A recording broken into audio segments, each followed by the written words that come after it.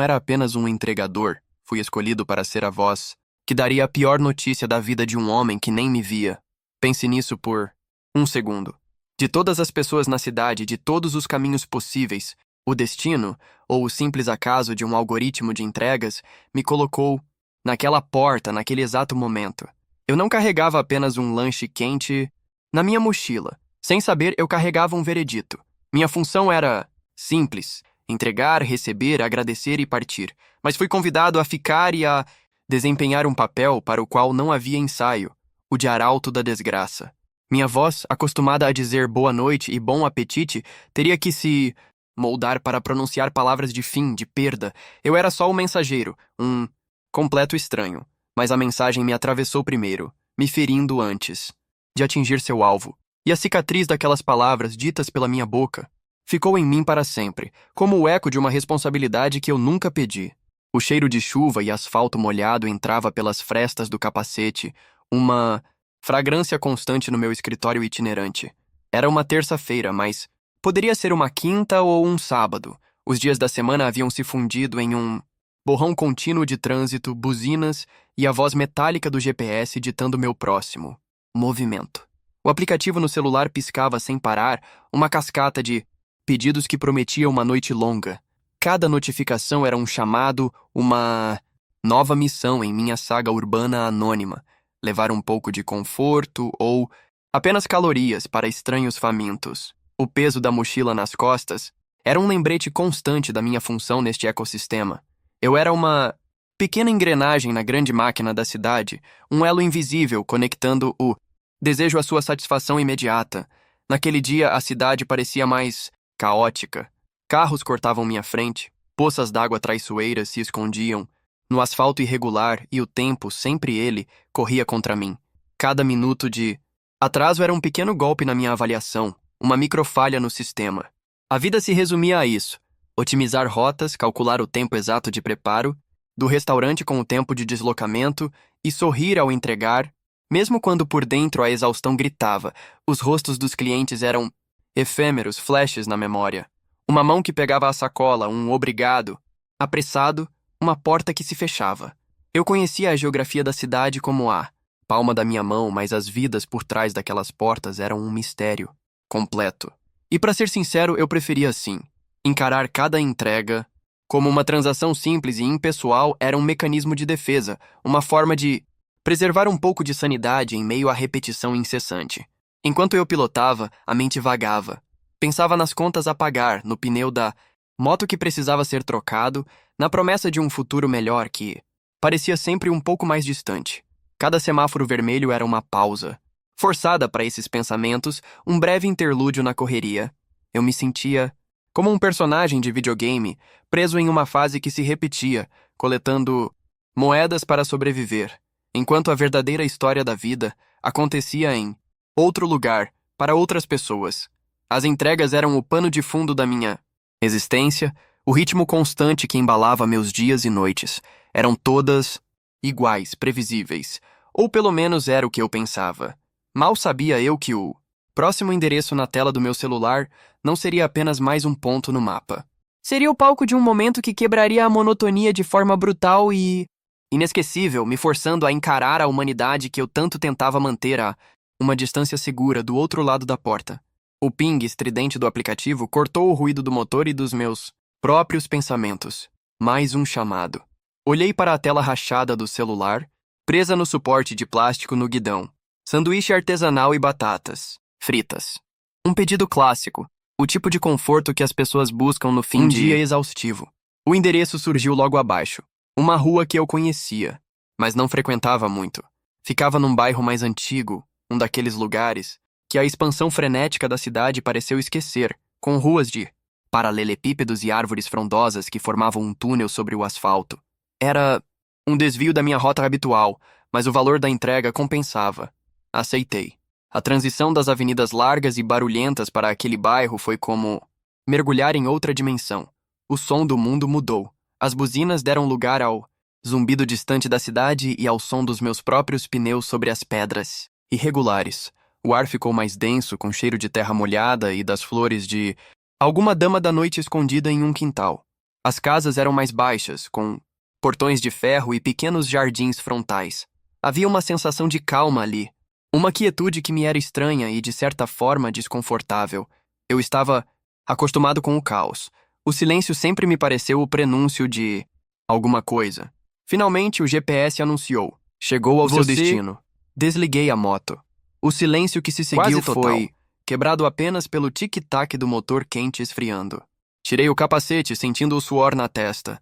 A casa à minha frente era exatamente como as outras. Simples, de um andar, com pintura um pouco desbotada nas paredes e uma única lâmpada amarelada e fraca acesa na pequena varanda, atraindo algumas mariposas. O portão de ferro rangeu um pouco quando abri. Enquanto caminhava os poucos passos até a porta, fiz o checklist mental de sempre. Sacola na mão, maquininha de cartão no bolso, sorriso. Profissional pronto. Minha mente já estava a 3 passos à frente, planejando a rota para a próxima coleta. Toquei a Dentro campainha, da casa, seguido o som por um ecoou. barulho De passos lentos se aproximando. A porta se abriu, não por completo, apenas uma fresta. Um homem de meia idade apareceu. Boa noite, eu disse no meu tom padrão de atendimento. Seu pedido. A transação foi rápida, quase mecânica. Trocado Ele já na tinha mão, o dinheiro. um detalhe que sempre agiliza as coisas. Entreguei a sacola de papel pardo, o calor do lanche passando momentaneamente para as minhas mãos e depois para as dele. Obrigado, ele disse com uma voz calma, talvez um pouco cansada. Eu respondi com um eu que agradeço, bom apetite, e me virei. Missão cumprida. Era isso. Mais uma entrega finalizada. Anônimo, mais uma porta se fechando. Eu já estava com a mão no portão, pronto, para voltar ao meu mundo de asfalto e velocidade, deixando aquela ilha de silêncio para trás. Minha mão já estava no ferro frio e um pouco úmido do portão. O rangido familiar que ele fez na minha chegada seria o som da minha partida, o ponto final daquela transação. Na minha cabeça, a engrenagem da rotina já tinha girado. Ligar a moto, colocar o capacete, checar o próximo endereço, mergulhar de volta no fluxo da cidade. A casa, o homem, o sanduíche, tudo isso já estava se tornando uma memória, minúscula e desbotada, uma entre dezenas de outras daquela noite. Eu estava a meio passo de voltar a ser apenas um ponto anônimo de capacete e mochila-se, movendo pelo mapa da cidade. A porta atrás de mim começou a se fechar, e com ela, aquele breve capítulo da minha noite. Moço, rua. A palavra Não foi um flutuou grito, no ar nem um quieto chamado ríspido. Foi quase um sussurro, uma voz hesitante e carregada de uma vulnerabilidade que me fez parar, instantaneamente.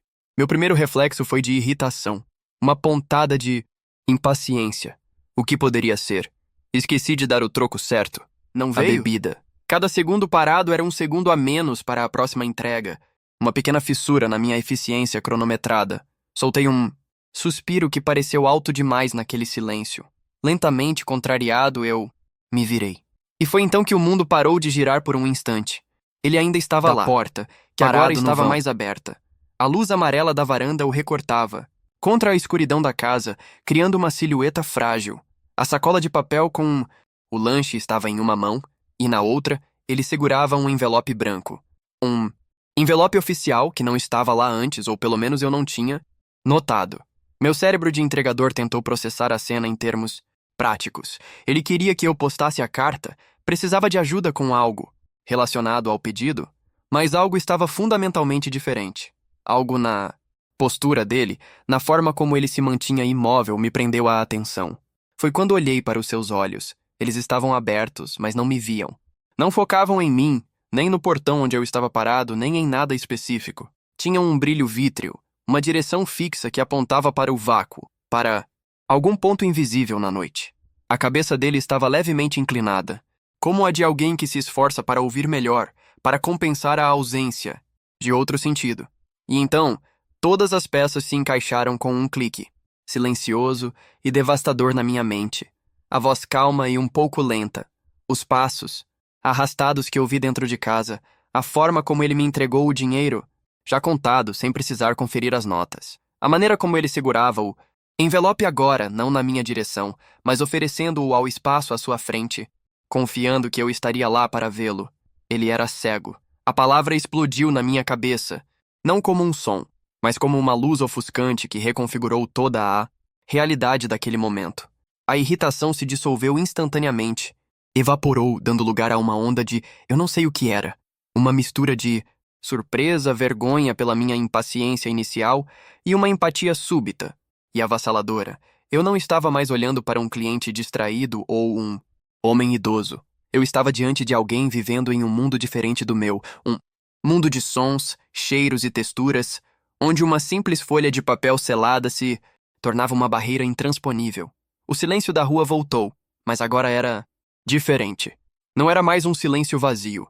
Era um silêncio denso, pesado, cheio do peso daquela revelação e da pergunta que eu sabia que viria a seguir. Meu corpo relaxou. A pressa me abandonou por completo. Lugar nenhum. Eu não iria a... O homem ergueu o envelope branco na minha direção, um pequeno retângulo de papel.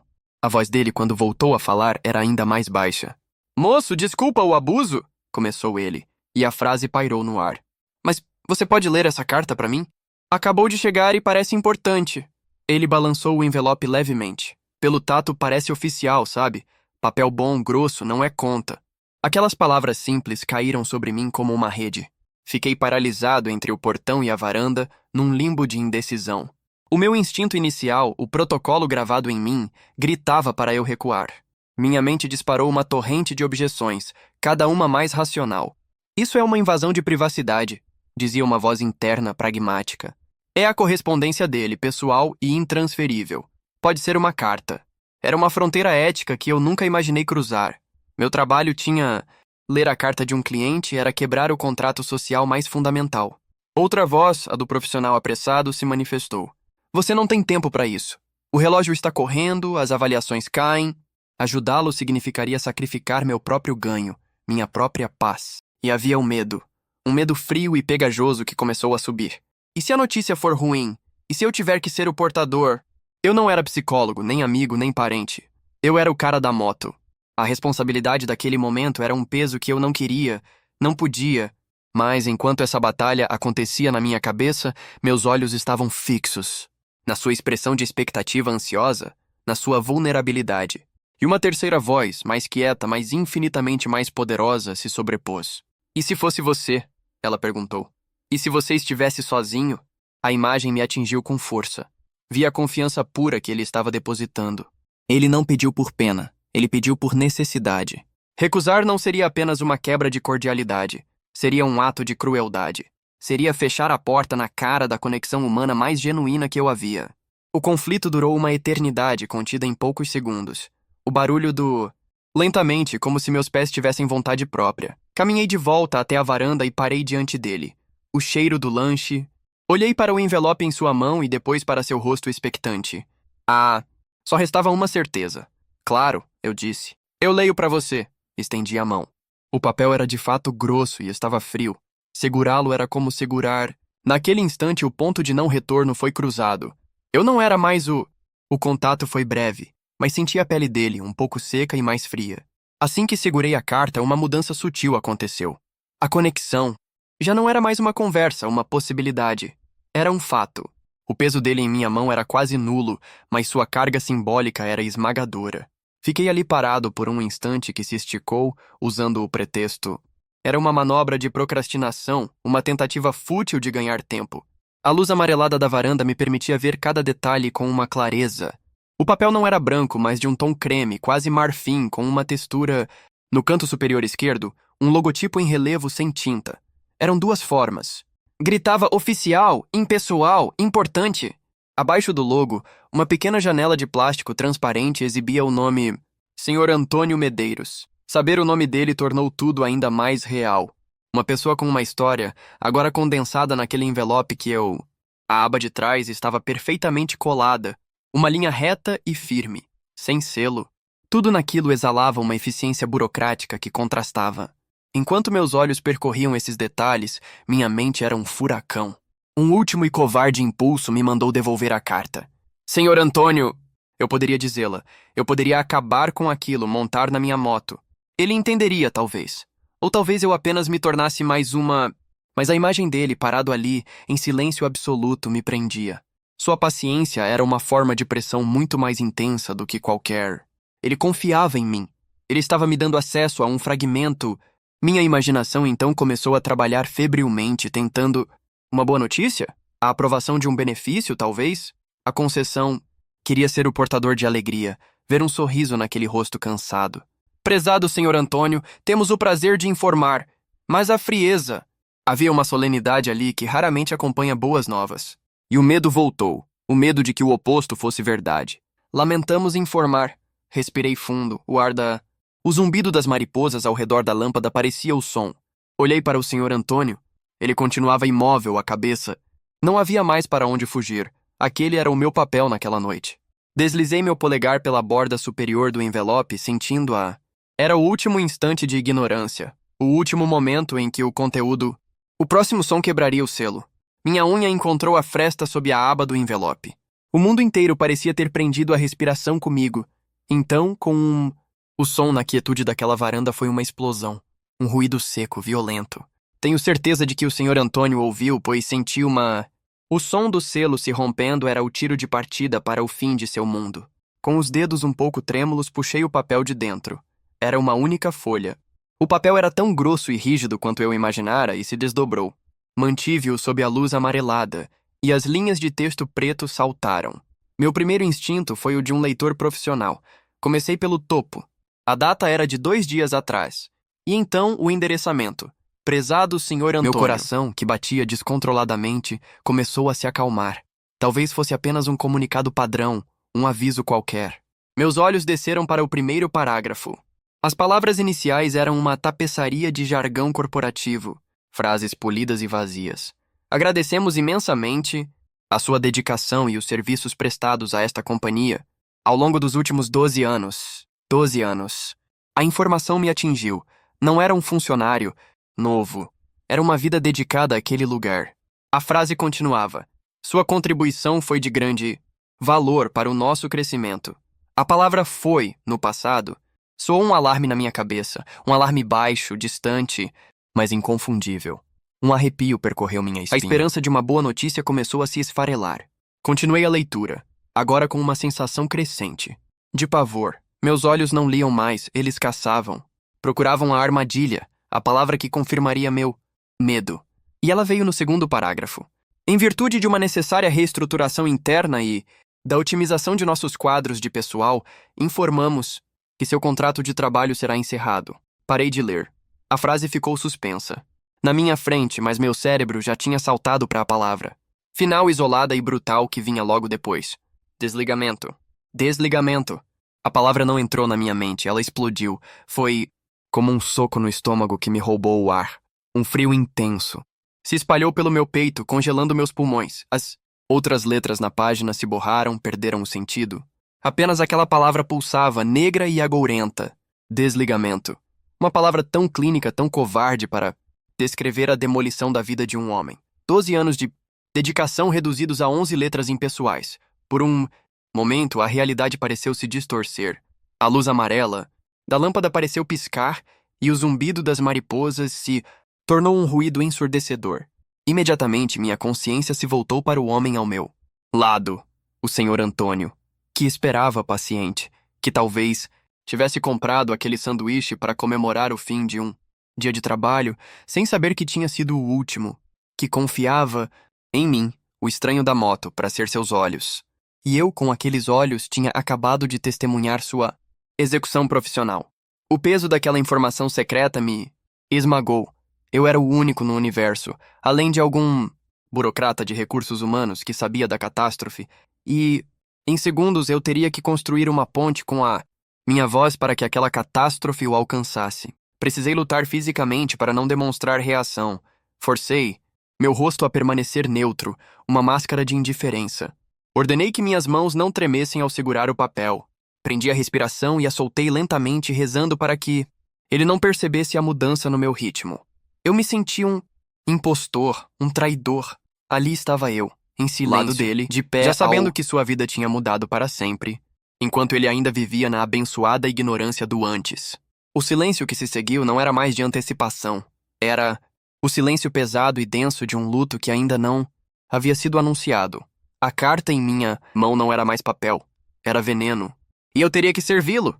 O tempo parou, depois que meus olhos absorveram A palavra desligamento, o relógio do mundo pareceu engasgar e congelar. Fiquei de pé naquela varanda segurando a folha de papel, e o universo se reduziu àquele espaço, minúsculo e mal iluminado. O silêncio que se seguiu a minha leitura silenciosa era diferente de todos os outros. Não era paz, não era ausência de som. Era uma substância densa, palpável, que enchia o ar, entrava nos meus pulmões e pesava sobre os meus ombros. Cada segundo que eu permanecia calado era um tijolo a mais no muro que se erguia entre o agora e o que viria depois. Na minha cabeça, uma guerra civil eclodiu. 1000 vozes gritavam ordens conflitantes. Uma parte de mim, a parte covarde, queria mentir, queria amassar o papel, jogá-lo fora e inventar qualquer coisa. É só um comunicado do sindicato. Senhor Antônio, nada importante. Seria fácil. Seria um alívio momentâneo, uma fuga daquele papel horrível de Carrasco. Mas a mentira seria uma traição ainda maior à confiança que ele depositou em mim. Era uma solução fraca, indigna. Outra voz, a do pragmático, me aconselhava a ser direto. E rápido como arrancar um curativo. Leia de uma vez, palavra por palavra, sem emoção. Você é apenas o leitor, um instrumento. Cumpra sua função e vá embora. Mas como? Como eu poderia dar a essa coleção de sílabas cruéis o mesmo tom de voz que eu usaria para ler uma lista de compras? Minha garganta se fechou só de pensar nisso. As palavras no papel eram frias, mas o meu corpo era quente, vivo e se recusava a ser um autômato. Então a voz do suavizador apareceu. Talvez eu pudesse editar a notícia em tempo real, pular as partes mais duras, focar nos elogios dos 12 anos de dedicação, tentar embrulhar o veneno em um papel de presente. Senhor Antônio, a empresa está passando por mudanças. Eles agradecem muito, mas... Mas o quê? Não havia mas que pudesse amenizar o golpe final. Qualquer tentativa de suavizar soaria falsa, condescendente. Seria prolongar a agonia, insultar a inteligência e a dignidade daquele homem. Enquanto essa batalha me paralisava, o mundo exterior se agigantava. O zumbido da mariposa em volta da lâmpada se tornou uma serra elétrica perfurando meus tímpanos. Ouvi meu próprio coração martelando contra minhas costelas, um tambor de guerra anunciando o desastre. Senti uma gota de suor escorrer da minha têmpora, lenta e fria. Minha boca estava seca como poeira. A carta em minha mão parecia queimar, como se as palavras tivessem se incendiado com a força de seu próprio significado terrível. Eu olhava para as frases, lendo e relendo, como se na repetição eu pudesse encontrar uma falha, um erro de digitação, uma brecha que me permitisse reverter o destino. Mas não havia. O texto era claro, final e absoluto. Eu estava tão imerso no meu próprio pânico que quase não percebi a mudança sutil na atmosfera. O senhor Antônio, que até então permanecia em uma quietude de pura expectativa, moveu-se ligeiramente. Ele não podia ver meu rosto pálido, minhas mãos crispadas ou meus olhos arregalados de horror, mas ele podia sentir. Ele sentia a eletricidade. Ele sentia a minha hesitação, o meu fôlego preso, a minha energia que mudou de um mensageiro neutro para alguém que carregava um fardo. Ele leu o meu silêncio com uma precisão que 1000 olhos não teriam. E então foi ele quem quebrou a pausa. A voz dele saiu, calma, sem tremor, com uma resignação que me partiu ao meio. É uma notícia ruim, não é, moço? A pergunta não foi uma pergunta, foi uma afirmação. Ele já sabia. Meu silêncio havia sido a resposta, mais eloquente de todas. Ao me dar essa deixa, ele não estava apenas confirmando seu temor. Ele estava me libertando. Estava me dando permissão para parar de lutar, para parar de procurar uma saída que não existia. Estava me dizendo, eu aguento, pode falar. Naquele momento, a admiração que senti por ele superou meu próprio medo. A força dele me deu a força que me faltava. Respirei fundo, um sopro trêmulo e ruidoso. O nó na minha garganta se desfez, não com alívio, mas com a aceitação, sombria do que precisava ser feito. Levantei os olhos do papel, embora ele não pudesse ver, e me preparei para ser a voz. A pausa havia enfim terminado. A eternidade tinha durado talvez 20 segundos. A pergunta do senhor Antônio é uma notícia ruim, não é, moço? Pairou no ar e removeu meu último escudo. A luta interna acabou. Não havia mais estratégias, nem saídas, nem mentiras piedosas. Só havia o papel em minha mão e a tarefa que me foi dada. Engoli em seco, sentindo a garganta arranhar como se estivesse cheia de areia. Levantei a folha, que tremia levemente em minha mão, e meus olhos encontraram a primeira linha. Minha voz, quando saiu, era de um estranho. Uma coisa monocórdica, baixa, quase robótica. Era a única defesa que me restava. Tentar me transformar no mensageiro impessoal que a carta exigia. Prezado senhor Antônio. Medeiros, comecei. E o nome dele, dito em voz alta por mim naquele contexto, já soou como o início de uma sentença. Cada sílaba era uma pedra que eu era forçado a carregar. Continuei, entrando no primeiro. Parágrafo. O parágrafo da adulação hipócrita. Em nome da diretoria e de todos os colaboradores da Logicorp Soluções Integradas, gostaríamos de expressar nossa mais profunda gratidão pela sua inestimável dedicação e pelos exemplares serviços prestados a esta companhia ao longo dos últimos 12 anos. 12 anos. A palavra ecoou De na minha manhãs, cabeça. Tardes e talvez noites. 12 anos. 12 anos de rotina, de projetos, de colegas de trabalho. Uma vida.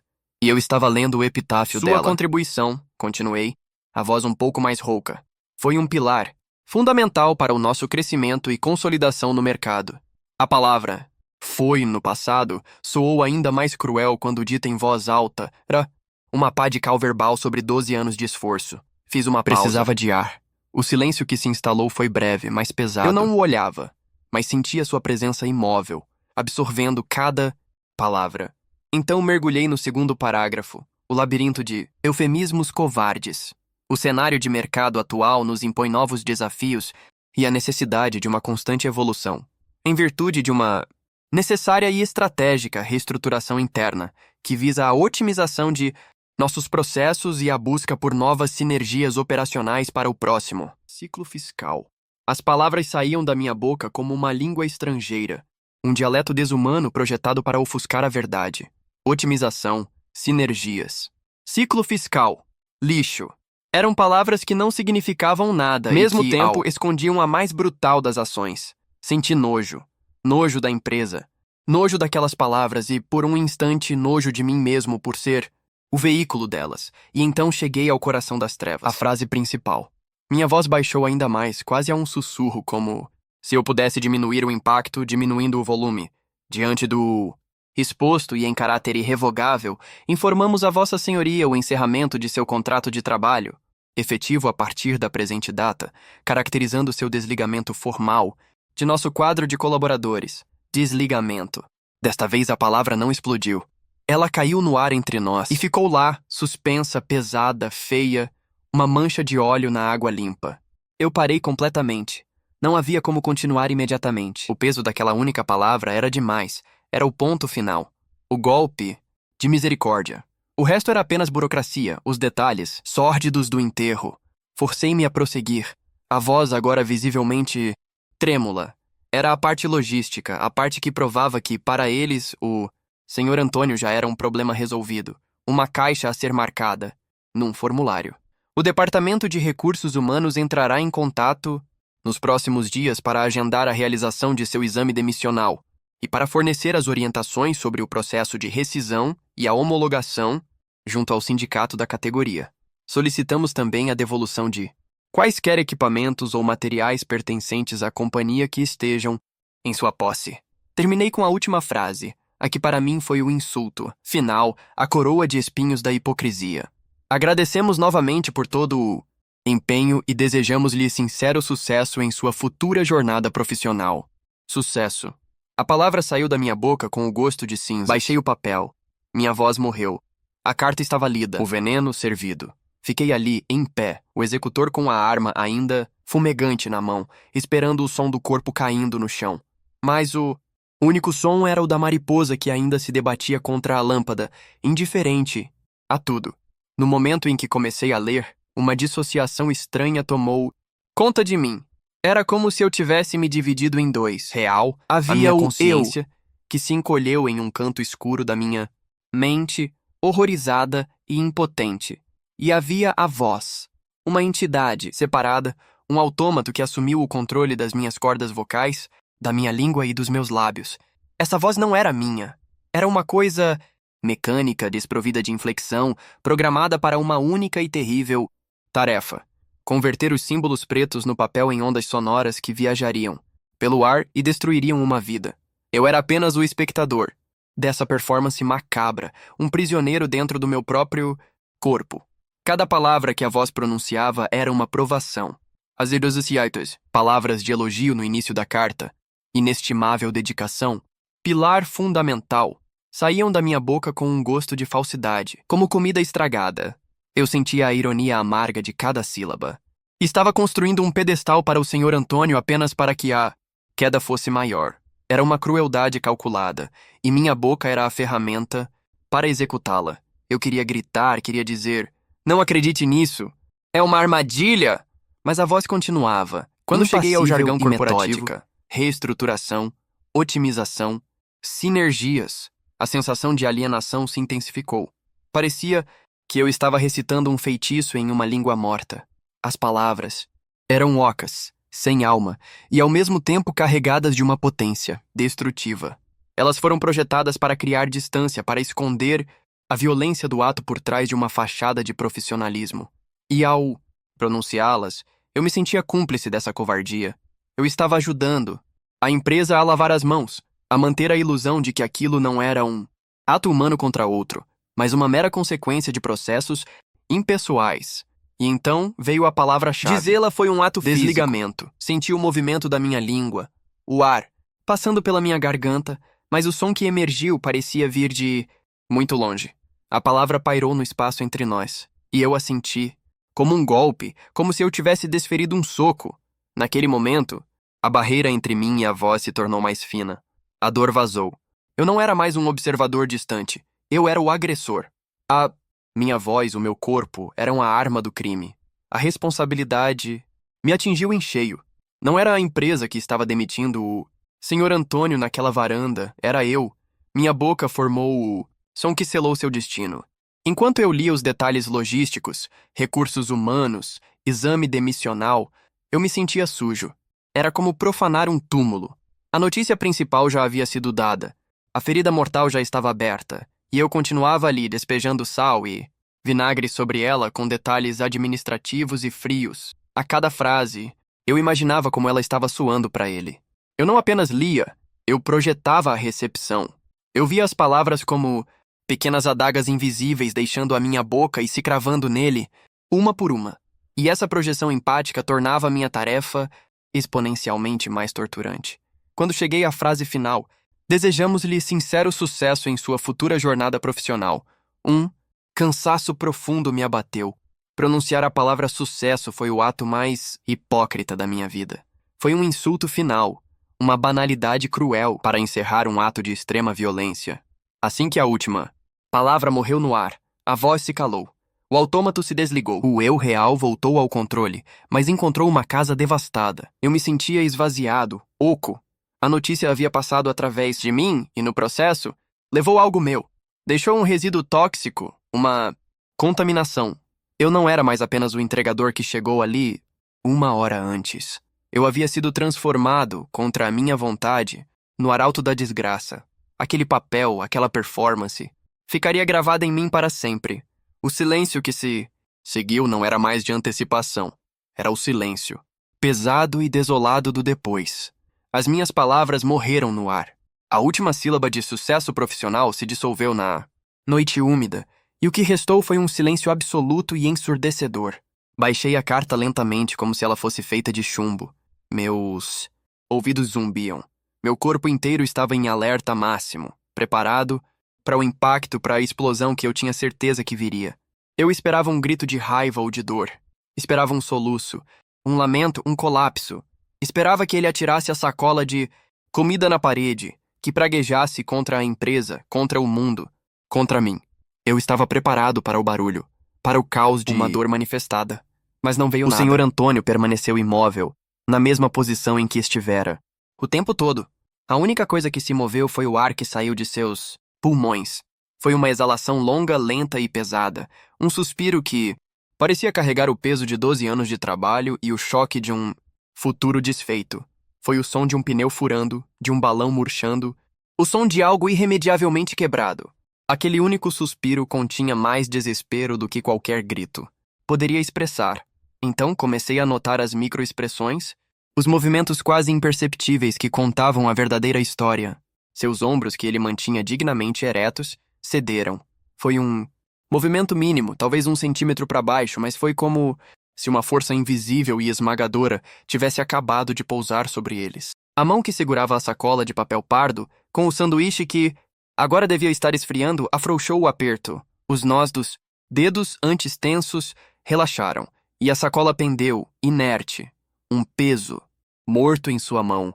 Sua cabeça, que estava levemente inclinada para me ouvir melhor, baixou um pouco. O queixo se aproximou do peito em um gesto de derrota, de aceitação resignada. Não foi um aceno de concordância, mas um reconhecimento silencioso do golpe que acabara de receber. O rosto dele, que antes tinha uma expressão de expectativa cansada, se transformou. Os músculos relaxaram, criando uma máscara de vazio. Era uma ausência, de expressão mais assustadora que a dor. Era o semblante de alguém que se desconectou, que recuou para um lugar profundo e inacessível, dentro de si mesmo para tentar absorver um trauma grande demais, para ser processado. Eu fiquei ali, paralisado, um espectador indesejado do momento mais privado e doloroso na vida daquele homem. Cada segundo de seu silêncio era uma acusação à minha presença. Eu era um intruso. Senti uma vontade avassaladora de fazer alguma coisa, qualquer coisa, de estender a mão e tocar seu ombro, de murmurar um "eu sinto muito", por mais patético e inadequado que soasse, mas meus pés estavam cravados no chão, minha língua colada no céu da boca. Que direito eu tinha de invadir seu luto com minhas palavras vazias ou meu toque presunçoso? Qualquer gesto meu pareceria uma profanação daquela dignidade silenciosa e monumental que ele exibia. A sua força era assombrosa. Ele não me deu o drama que eu de certa forma esperava. Ele me deu algo muito mais difícil de testemunhar. A imagem pura da resiliência humana no exato momento em que ela é testada até o seu limite. Ele estava de pé, absorvendo o veneno que eu lhe dera e não se quebrava. Ele se continha. E essa contenção era 1000 vezes mais do que qualquer lágrima. O tempo se arrastava. Olhei para a sacola de comida em sua mão. O lanche. Um pequeno luxo, um prazer simples no final de um dia de trabalho. Agora era um artefato de um mundo que não existia mais, o mundo de 20 minutos atrás, onde ele era o Sr. Antônio, funcionário da Logicorp, e não o Sr. Antônio, o desempregado. A ironia era tão cruel que me revirou o estômago. O silêncio era um oceano, e eu estava me afogando nele. Eu não sabia como sair, dali como quebrar o feitiço. Foi ele, novamente, quem liderou o caminho. Depois do que pareceu uma vida inteira, ele inspirou um fôlego que pareceu raspar seus pulmões. Sua mão livre, que pendia ao lado do corpo, se fechou lentamente, em um punho, não de raiva, mas de determinação. Ele levantou a cabeça, e só então sua boca se abriu. Suspensa no silêncio, a voz do Sr. Antônio emergiu, e com ela, a realidade voltou a fluir, lenta e pesada como melaço. As palavras que ele escolheu não foram de raiva, nem de desespero. Foram palavras de uma simplicidade e dignidade que me desmontaram por completo. "Obrigado, moço", ele disse, a voz baixa, um pouco rouca, mas firme. "Obrigado por ter lido." Ele fez uma pequena pausa e então acrescentou com um tom quase prático, como se estivesse dando uma instrução mundana. Pode deixar a carta aí em cima daquela mesinha, por favor." Ele fez um gesto vago com a cabeça na direção da entrada da sala, onde eu agora via uma pequena mesa de canto. Um obrigado. Agradecendo ao homem que estava me agradecendo de anunciar o fim de sua estabilidade, de sua rotina, de seu sustento. A gratidão dele foi a coisa mais desconcertante e comovente que eu já tinha ouvido. Em sua voz não havia ironia, apenas um reconhecimento sincero pelo pequeno e terrível serviço que eu havia prestado. Aquelas palavras me ofereceram uma absolvição que eu não pedi e não sentia que merecia, mas que mesmo assim me atingiu com a força de um perdão. Minha mente entrou em pânico, buscando freneticamente uma resposta à altura. O manual de interações sociais da minha cabeça folheava páginas e mais páginas, mas só encontrava frases gastas, clichês, que soariam como um insulto. "Eu sinto muito." Sentir o quê? Como? Eu poderia sentir a dor de 12 anos de trabalho se desfazendo? Vai ficar tudo bem. Que mentira deslavada seria essa? Eu não sabia de nada, não podia prometer nada. Se precisar de alguma coisa, o que eu poderia oferecer?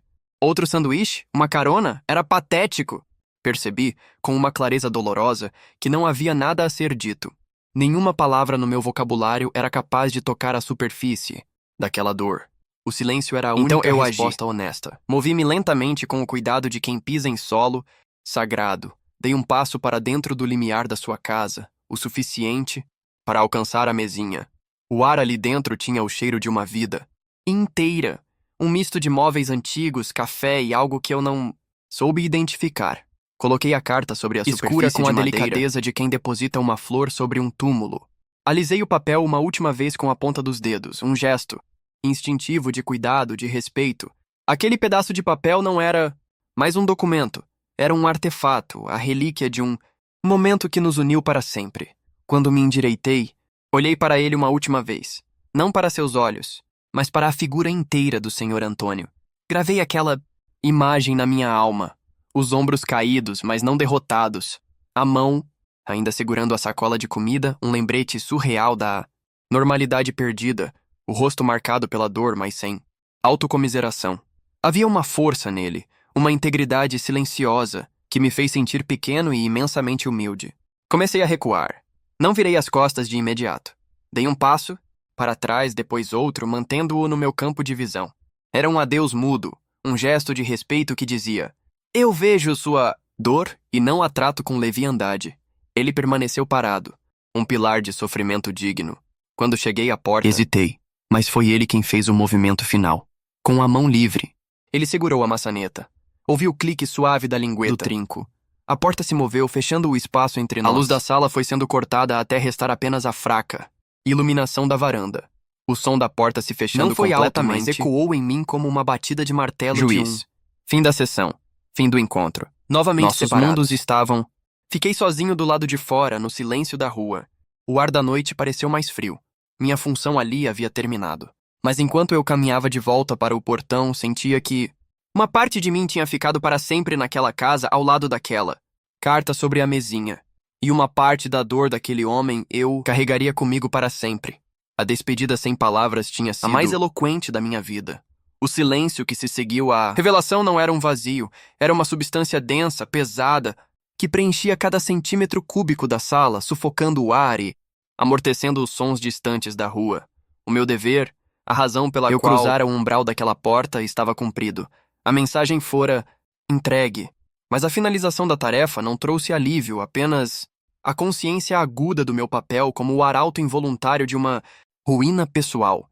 Eu era o mensageiro e agora precisava desaparecer, mas como se apaga a própria presença de uma cena de devastação, que você mesmo causou, a etiqueta social, esse manual invisível que nos guia nas interações cotidianas, tornara-se um livro em uma língua morta. As frases de consolo, os gestos de empatia, tudo parecia uma ofensa, uma banalização de uma dor cataclísmica. A minha mente, em pânico, vasculhava o repertório de condolências. Um sinto muito formou-se em meus lábios, mas morreu antes de ganhar som. Que ultraje seria proferir essas duas palavras? Sinto muito é para um café derramado, para um encontro perdido, para uma pequena e irremediável falha. Usá-lo aqui seria como tentar estancar uma hemorragia arterial com um curativo de papel? Seria diminuir o abismo que se abrira no chão daquela sala a uma mera fissura no asfalto. A minha sentença não era um sentimento partilhado. Era uma formalidade oca diante de uma dor que eu não tinha o direito de tentar compreender, muito menos de mitigar com um clichê. Eu não era um amigo, um parente, um ombro onde se pudesse chorar.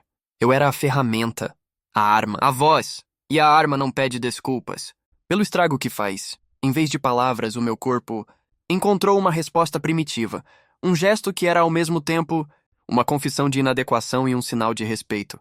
Inclinei a cabeça. Um aceno lento, quase imperceptível. Não era um cumprimento nem uma despedida formal. Era um reconhecimento mudo da gravidade, do momento, uma capitulação diante da enormidade do que havia acontecido. Naquele gesto residia toda a minha impotência. Eu vejo a sua dor. Eu sei que sou a causa dela, e não há absolutamente nada que eu possa dizer ou fazer. Era a única verdade que eu podia oferecer. Qualquer coisa a mais seria uma mentira piedosa, e aquele momento, em sua crueza brutal, não tolerava falsidades. O passo para trás foi o movimento mais difícil que já executei. Cada centímetro de recuo parecia um ato de abandono covarde. Eu estava me retirando do epicentro da explosão, deixando a vítima solitária entre os escombros de sua própria vida. O chão de madeira, que antes era apenas um piso, agora parecia sagrado e profanado. Meus pés, pesados como chumbo, moviam-se com uma lentidão torturante, tentando ser silenciosos para não perturbar a liturgia daquele luto recém-nascido. A minha presença ali era uma profanação, uma contaminação do mundo externo, indiferente e funcional, naquele santuário de sofrimento. A mão na maçaneta da porta. O metal gelado foi um choque, um lembrete de que do outro lado havia um mundo que continuava com suas temperaturas, texturas e trivialidades. Por um instante hesitei. Virar as costas era selar o destino daquela pessoa, era encerrar a minha participação e relegá-la a uma solidão que eu mal podia conceber. Eu era a última testemunha daquele antes, o último a ver o mundo daquela pessoa intacto. Ao fechar a porta, eu estaria oficializando o depois. O clique seco da fechadura soou como o gatilho de uma arma sendo disparado pela segunda vez, ou talvez como a laje de uma tumba sendo colocada no lugar. O som final que separava dois universos, o da dor imensurável lá dentro e o da minha. Fuga para a normalidade lá fora. Já no corredor, o ar parecia diferente, mais leve, mas a densidade daquela sala havia se apegado a mim, uma película invisível de tristeza e responsabilidade. O dever estava cumprido, sim, mas o peso dele não era o de uma missão terminada, era o peso de uma alma, que eu havia ajudado a quebrar. Deixei para trás não apenas uma casa, mas um mundo que acabara de desmoronar, levando comigo o eco eterno do silêncio que se instalou quando a minha voz anunciou o fim. O ar do lado de fora me atingiu como uma onda. De choque, o mundo em sua indiferença brutal continuava a girar. O sol da tarde pintava as folhas das árvores com um dourado vibrante. Uma criança ria em algum quintal próximo. O motor de um carro passava pela rua com uma normalidade ofensiva. Cada som, cada vislumbre da vida cotidiana era uma agressão aos meus sentidos que ainda estavam sintonizados na frequência baixa e densa do luto daquela sala. Por um momento senti uma raiva irracional. Como o universo ousava continuar com essa farsa de normalidade? Como as pessoas podiam simplesmente existir, rir, mover-se, quando um mundo inteiro, a poucos metros de distância, havia sido reduzido a cinzas e silêncio? Eu caminhava entre eles, mas não era um deles. Eu era um fantasma assombrado por uma realidade que só eu e a pessoa que deixei para trás conhecíamos. O trajeto de volta para a moto, um caminho que eu deveria percorrer em menos de um minuto. Pareceu estender-se por uma eternidade. Cada passo era uma negociação. Meu corpo se movia para frente em direção à minha vida, ao meu trabalho, à minha próxima entrega, mas a minha alma era um peso morto, fincado no chão daquela casa. Eu olhava para as fachadas das outras casas, as janelas como olhos cegos, e me perguntava sobre os dramas invisíveis que se desenrolavam por trás de cada uma delas. Antes eram apenas prédios, endereços em um aplicativo. Agora, cada porta era um portal em potencial para uma alegria imensa ou uma dor insondável. A minha percepção da realidade havia sido fraturada. O véu da rotina fora rasgado, e o que eu via agora era a estrutura crua e frágil da existência humana. Sempre a um sopro da ruína. Ao chegar à moto, o metal cromado e o couro do assento, objetos tão familiares, pareceram pertencer a uma outra pessoa, a uma vida que eu vivera antes daquele dia. E então, meu olhar caiu sobre a mochila térmica, presa na garupa, a bag, o epicentro do meu universo profissional. Dentro dela, uma refeição cuidadosamente embalada, esfriando a cada segundo. Antes de tocar aquela campainha, o calor daquela comida, a urgência da entrega, o objetivo de satisfazer um cliente era o meu foco absoluto. Era o meu trabalho, o meu propósito naquele instante. Agora, a visão daquela mochila me encheu de um vazio nauseante. A comida, a entrega, o dinheiro, tudo pareceu subitamente, violentamente trivial. Uma piada de mau gosto. Que importância tinha um estômago faminto diante de um coração despedaçado? O que significava o calor de um prato de comida comparado à frieza eterna que se instalara naquela casa? O meu trabalho, que me dava o sustento, pareceu-me a mais absurda e insignificante das atividades. Eu transportava confortos passageiros, distrações momentâneas, enquanto o destino me usava para entregar sentenças permanentes. A mochila nas minhas costas nunca pareceu tão pesada, não pelo seu conteúdo físico, mas pelo peso da sua insignificância. Foi ali, parado ao lado da moto, suspenso entre o mundo da dor que deixara e o mundo da normalidade para o qual eu não conseguia mais voltar, que a verdadeira dimensão do ocorrido me atingiu. Em um piscar de olhos, a barreira impersonal entre prestador de serviço e cliente havia sido pulverizada.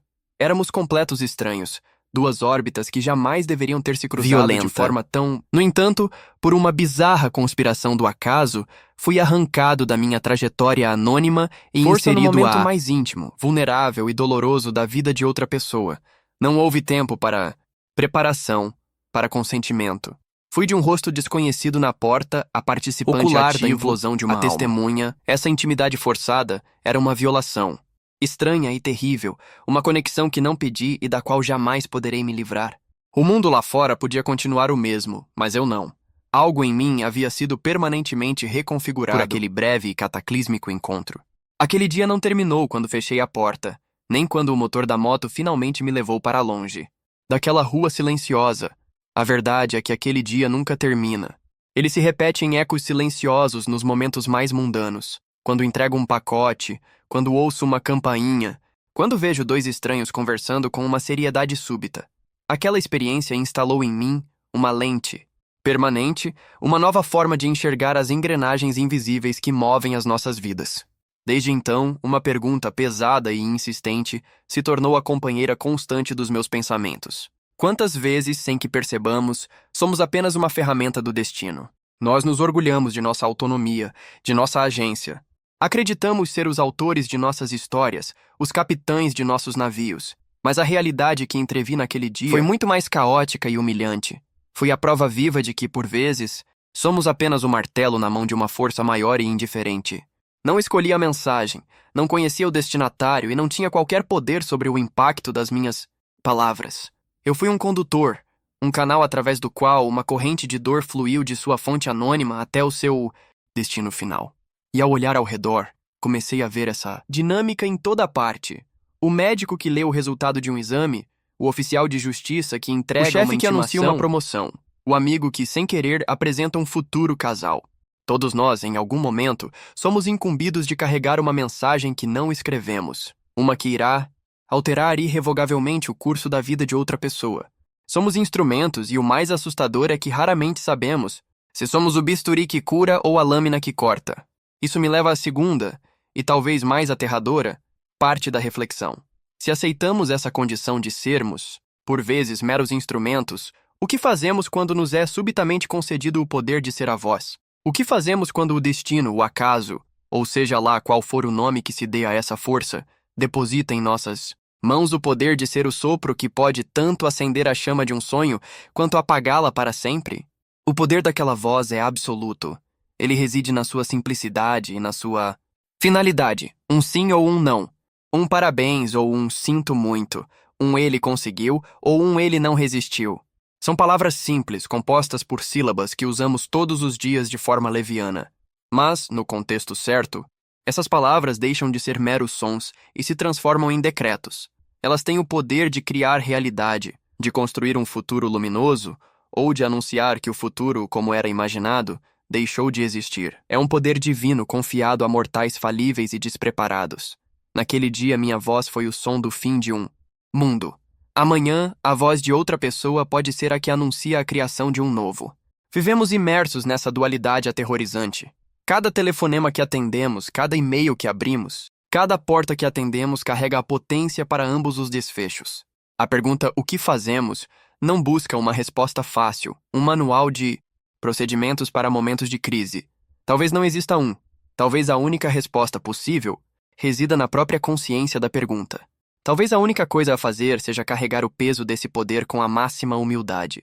É reconhecer a sacralidade do momento, é entender que mesmo como uma ferramenta, temos a responsabilidade de agir com uma reverência profunda pela vida que estamos prestes a tocar ou a quebrar. É oferecer um silêncio respeitoso quando as palavras são inúteis. É conceder um aceno de cabeça que reconhece a dor sem tentar diminuí-la. A minha transformação não foi ter encontrado uma resposta, mas ter aprendido a viver permanentemente com a pergunta. E ela permanece como uma bússola que agora aponta não para um caminho, mas para o peso e o privilégio assustador de cada interação humana.